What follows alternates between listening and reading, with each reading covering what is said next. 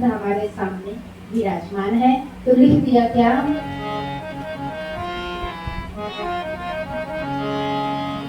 चमकेंगे जब तलक ये सूरज व चांद तारे,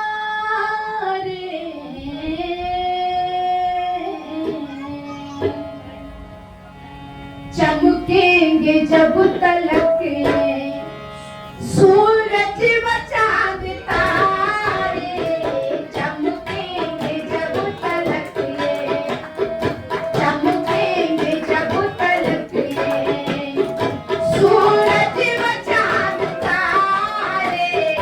हम हैं ऋषि दयानंद, हम हैं ऋषि दयानंद, तब तक तुम्हारे।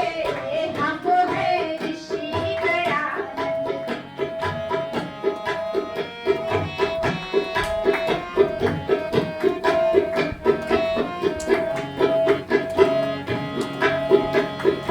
भारत की जब ये नैया मझधार में पड़ी थी, भारत की जब ये नैया मझधार में पड़ी थी, भारत की जब ये नैया मझधार में पड़ी थी, तूने ही बन के खेवट, तूने ही बन के खेवट पहुंचा दिया किनारे।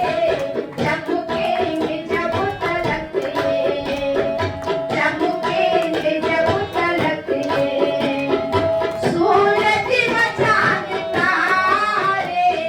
हम हैं ऋषि दयानंद।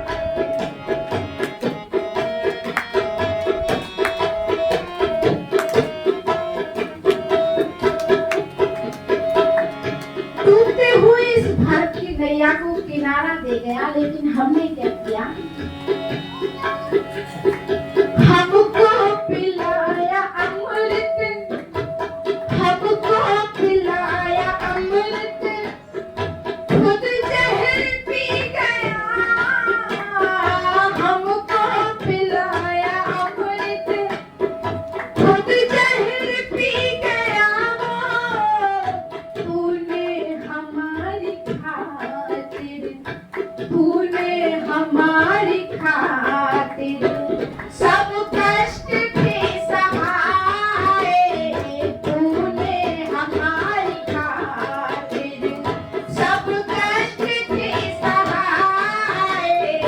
हम हैं ऋषि दयानंद, तब तक तुम्हारे। चमकेंगे जब तलक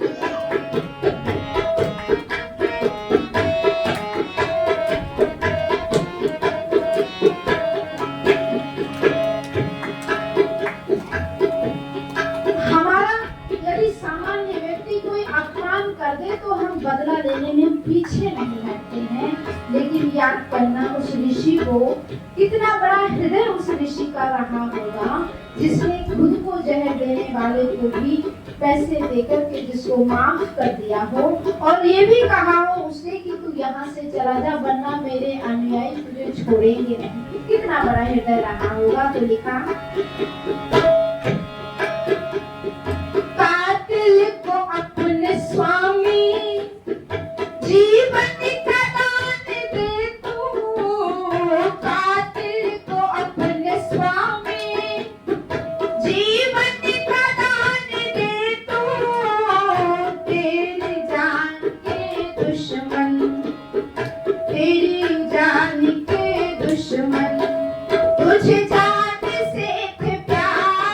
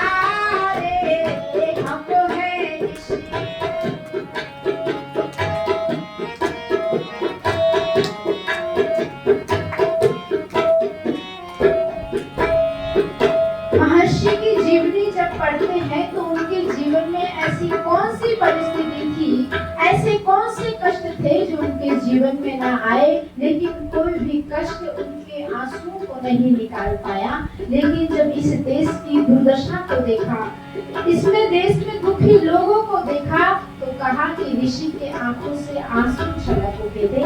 ऐसा विशाल हृदय जो अपने दुख में ना रो करके दूसरे के दुख में रोया था, ऐसे ही हम उसको इतने वर्षों से याद नहीं करते।